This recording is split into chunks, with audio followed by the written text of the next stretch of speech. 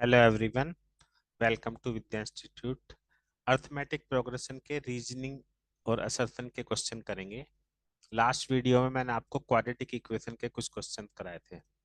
Assertion और reasoning के questions करने के लिए हम सभी को, हर स्टूडेंट को कंसेप्ट क्लियर होना चाहिए। क्वेश्चन के सारे जो कंसेप्ट हैं वो पता होने चाहिए किसी भी टॉपिक के, जो भी क्वेश्चन में टॉपिक है। तो इसमें चार ऑप्शन होते हैं। फर्स्ट ऑप्शन है, अगर ए और आर दोनों करेक्ट हैं तो हमें ये चेक करना होता है कि जो रीजन है वो ए का करेक्ट एक्सप्लेनेशन है क्या नहीं। ठीक है।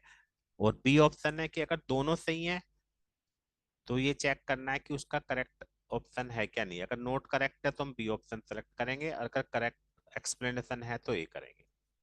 सी में क्या होगा, assertion is true but reason is false. और डी में assertion false but reason true. तो ये चार ऑप्शन होते हैं, ध्यान से पहले ऑप्शन अपने माइंड में बिठाने, फिर हम क्वेश्चन करेंगे। तो फर्स्ट पार्ट है, let positive numbers A B C in AP. तीन नंबर एपी में है, ए बी सी इन एपी। तो हमें चेक करना 1/BC, 1/AC, 1/AP। अगर मैं इन सबको डिवाइड कर दूं ए बी सी से, तो यहाँ पे आएगा 1/BC, यहाँ पे 1/AC और यहाँ पे 1/AB आर इन एपी। इसका मतलब अगर ए बी सी एपी में है तो ये भी एपी में होंगे। तो असर्शन इज करेक्ट। रीजन में क्या दे रखा है कि each term of AP is divisible by ABC. अगर एपी की हर टर्म को एबीसी से डिवाइड करते हैं तो रिजल्टेंट सीक्वेंस जो है वो भी एपी में होगी। तो सही बात है, अगर डिवाइड करा है तो ये भी एपी में है, तो ये भी हमारा करेक्ट है। तो यानी ऑप्शन ए सही हो गया, क्योंकि ये इसका करेक्ट एक्सप्लेनेशन भी है। ठीक है, नेक्स्ट क्वेश्चन पे आते हैं। Common difference is 4। तो ये आसान क्वेश्चन है, सभी को पता कॉमन डिफरेंस होता है A2 minus A1। Common difference 4 है, करेक्ट है। Common difference of AP is given by second term minus first term, ये भी सही है और ये इसका करेक्ट एक्सप्लेनेशन भी है, यानी इसके लिए भी हमारा ऑप्शन ए सही होगा। तो आसान क्वेश्चन है। नेक्स्ट है हमारा थर्ड।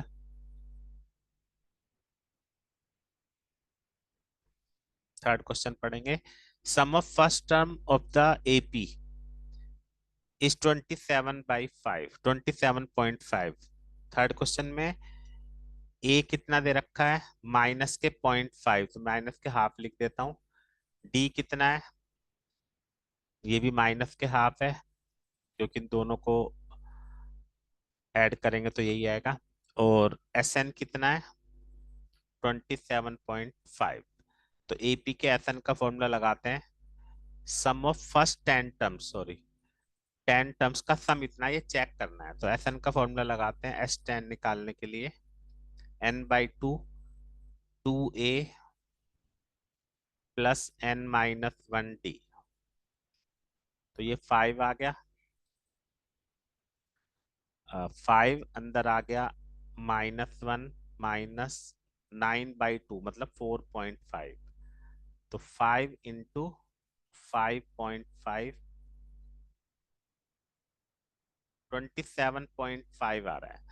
तो सही है, 27.5 ही क्वेश्चन में भी गिवन है, तो ये करेक्ट है।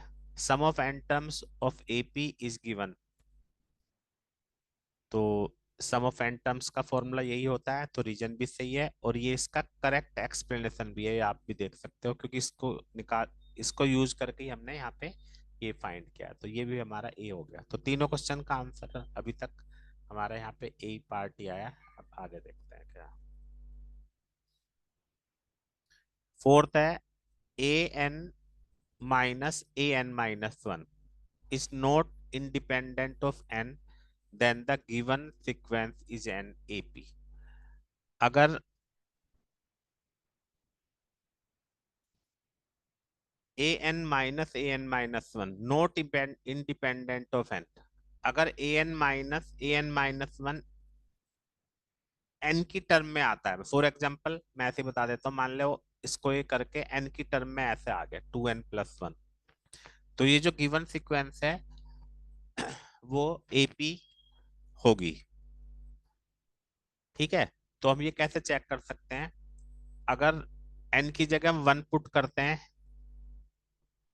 Sorry sorry sorry sorry sorry, an minus 1 d के इक्वल होता है। तो मान लिया हमारा d अगर ये आ गया, तो n की डिफरेंट वैल्यू के लिए ये लिख देता हूं मैं यहाँ पे, d का मतलब होता है an माइनस 1, किसी भी टर्म में से उससे पिछले वाली टर्म माइनस करेंगे तो वो d होती है।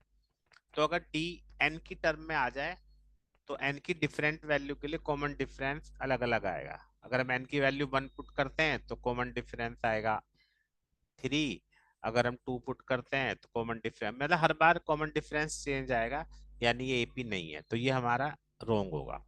तो असर्शन इस क्वेश्चन में गलत है। और D common difference is a constant, D की वैल्यू इतनी होती है, ये मैंने ऊपर भी बता दिया, तो ये करेक्ट है। ठीक है, लेकिन ये इसका करेक्ट एक्सप्लेनेशन हम इसमें नहीं कह सकते क्योंकि इसमें पहले ही रोंग आ चुका है, तो ऑप्शन डी हमारा यहाँ पे सही होगा। करेक्ट एक्सप्लेनेशन हमें तभी चेक करना होता है जब दोनों ट्रू होते हैं। तो question number 5, sum of the series with nth term, किसी सीरीज की nth टर्म ये है, is 465 when number of terms is 15। तो nth टर्म गिवन है, तो हम s15 हमें फाइंड करना है। तो पहले हम 15th टर्म निकाल लेते हैं, t15, 9 माइनस 5 इंटू 15, तो 9 माइनस 135, तो 126 माइनस, ये हमारा ए एन आ गया। और कॉमन डिफरेंस भी निकालना पड़ेगा। फर्स्ट टर्म निकालेंगे तो 4 आएगी, सेकंड टर्म निकालेंगे तो -1, तो कॉमन डिफरेंस हो गया -5। तो अब हम S15 निकाल के देखते हैं, n/2 a plus A N, common difference के बिना भी यहाँ पे काम चल रहा था क्योंकि हमने ये वाली टर्म निकाल ली है, -126, तो 15/2 इंटू -122, 2 से काट देंगे तो 100, ये आ गया, सॉरी 61, 15 1 जा 15,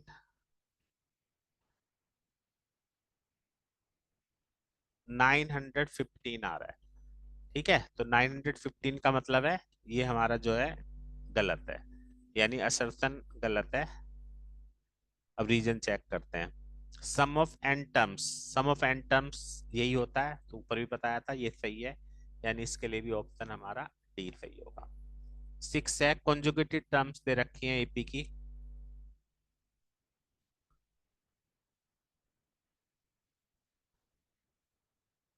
तो के की वैल्यू 6 है, तो उसके लिए हम चेक करते हैं।